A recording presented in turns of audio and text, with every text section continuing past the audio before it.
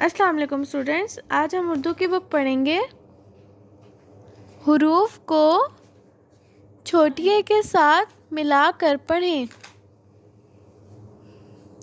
अलिफ छोटी ए ई, बे छोटी ए बी,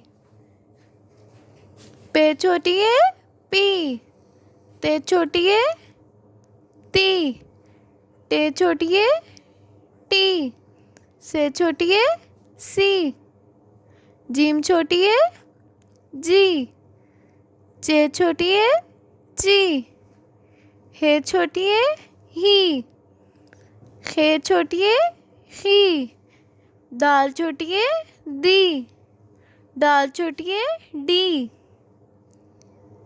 जाल छोटी है जी, रे छोटी है री, रे छोटी है ड़ी, जे छोटी है जी।